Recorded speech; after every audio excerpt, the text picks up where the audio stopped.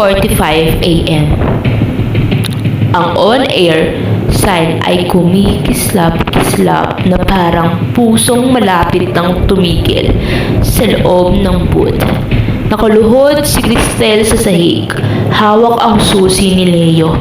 Ang dilim ay hindi na lang sa paligid, kundi nasa loob na rin siya. Alam kong nandyan ka. Sa dilim, nararamdaman kita.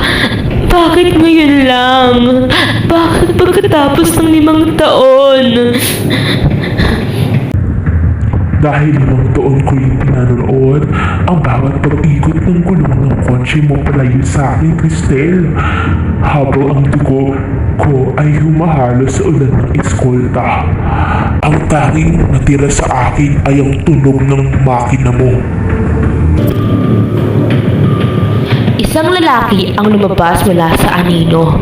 Hindi siya multo.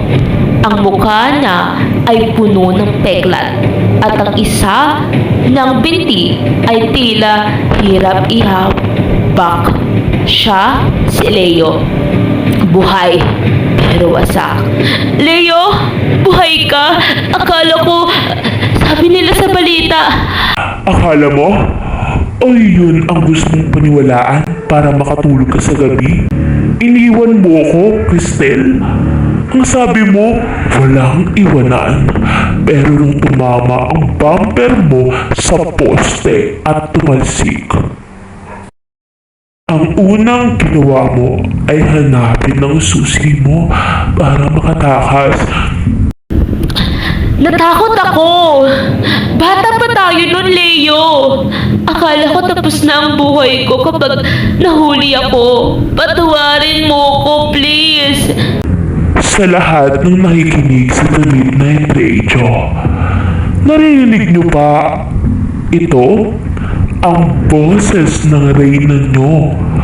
Ang boses ng isang taong mas pinili ang karir kaysa sa buhay ng taong mahal niya. Fail. May nakapulis na sa baba. Hinahanap kayo. May nagpadalaro ng dashcam footage sa kanila. Napatingin si Cristel kay Leo. Hawak ni Leo ang kanyang cellphone. Nakasend na ang lahat. Ang video ng gabi yun. Ang ebidensyang itinago ni Cristel sa kanyang isipan ay nasa kamay na ng batas. Tapos na ang broadcast mo, Cristel. Oras na para harapin ang katahimikan. Ito ang huling gabi ng The Midnight Radio. Ako si Cristel at humihingi ako ng tawad.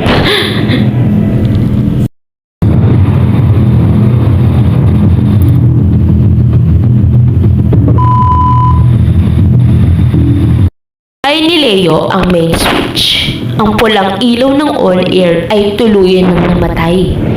Sa huling pagkakataon, ang tanging maririnig ay ang patak ng ulan at ang mabigat na paghinga ng 2 taong pinagtagpo ng tadhana pero pinaghiwalay. Isang maling desisyon.